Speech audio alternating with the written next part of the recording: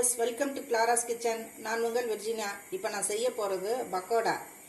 இப்போ அதுக்கு தேவையான பொருள் என்னென்னு இப்போ பார்ப்போம். கடலை மாவு 1 கப், அரிசி மாவு 1/2 கப், பெரிய வெங்காயம் 2 நேரா கட் பண்ணி வச்சுருக்கேன், 1 டேபிள் ஸ்பூன் நெய், சிறிதளவு பொடியாக நறுக்கிய கருவேப்பிலை கொத்தமல்லி எடுத்து வச்சுருக்கேன், 5 பச்சை மிளகாய், ஒரு விரல் நீளத்துக்கு இஞ்சி எடுத்து வச்சுருக்கேன், ஒரு 5-6 பல்லு பூண்டு, ஒரு பட்டை, 1/2 ஸ்பூன் சோம்பு, தேவைக்கேற்ப உப்பு, தேவைக்கேற்ப எண்ணெய். இப்போ ஒரு மிக்சி ஜாரில் இந்த பச்சை மிளகாய், இஞ்சி, பூண்டு, பட்டை, சோம்பு இதெல்லாம் கொரப்பாக அரைச்சிட்டு வந்துடுறேன். இப்போ ஒரு பவுல் எடுத்துக்கிட்டேன், அதில் இந்த கடலை மாவை போட்டுக்குவோம், அதோட இந்த அரிசி மாவையும் போட்டுக்கிறேன், எடுத்து வச்சிருக்க இந்த நெய்யை இதில் ஊற்றுவோம்.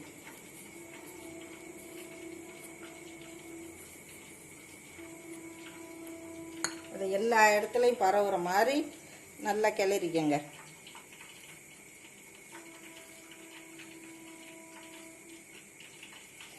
வீட்டில் எப்போதுமே கடலை மாவு அரிசி மாவு அரைச்சி வச்சுக்கிட்டிங்கன்னா ஆஃபீஸ் போயிட்டு வந்த ஆண்களுக்கும் குழந்தைகளுக்கும் சுட சுட இதை செஞ்சு கொடுத்தீங்கன்னா சந்தோஷமாக சாப்பிடுவாங்க.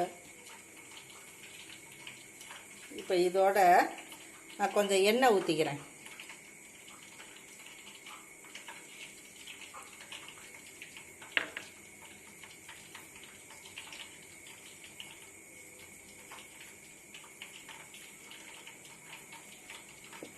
இப்போ எடுத்து வச்சுருக்க இந்த வெங்காயத்தை பிசைஞ்சு விட்ட மாதிரி நான் போடுறேன்.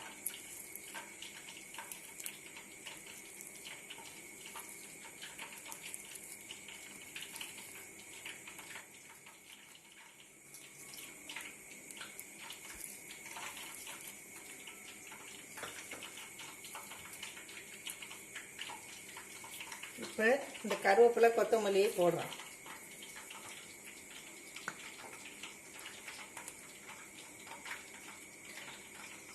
உப்பு தேவைக்கேற்ப போடுறேன். பிசைஞ்சு சாப்பிட்டு பார்த்துட்டு அப்புறம் பத்தலைன்னா போட்டுக்கோங்க. கொஞ்சம் போல் தண்ணி தெளிச்சுக்கிறேன், ஒரு ஸ்பூன் அளவு தண்ணி தெளிச்சுக்கிறேன்.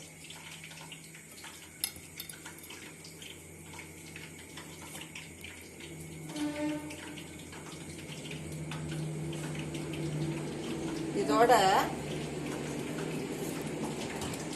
இந்த அரைச்சி வச்ச கொரன்னு அரைச்சி வச்ச இந்த பச்சை மிளகா, பூண்டு, இஞ்சி, சோப்பு இதை இதோட கலந்துக்கிறேன்.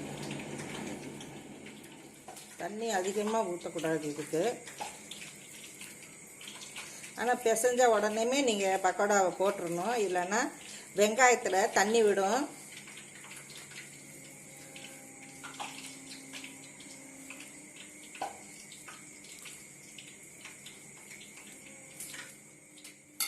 இந்த மாவை இப்படி பிசைஞ்சு வச்சுட்டேன். இப்போ நம்ம பொரிக்க வேண்டியது தான். நான் அடுப்பில் வச்சு எண்ணெய் ஊற்றி காய வச்சுருக்கேன். எண்ணெய் காஞ்சிருச்சு. இப்போ நம்ம பக்கோடாவை போடுவோம்.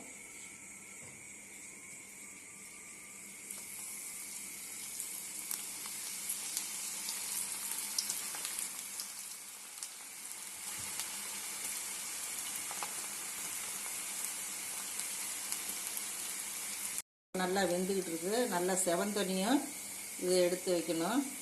இந்த பக்கோடா வந்து இந்த மெத்தடில் செஞ்சிங்கன்னா 2-3 நாளும் அப்படியே நல்லா மொறுமொறுப்பாக இருக்கும். வெந்துருச்சு. இப்போ இதை நம்ம எடுத்துடலாம். சூடான சுவையான பக்கோடா ரெடி ஆயிடுச்சு. நீங்களும் செஞ்சு பாருங்கள், சுவைத்து மகிழுங்கள்.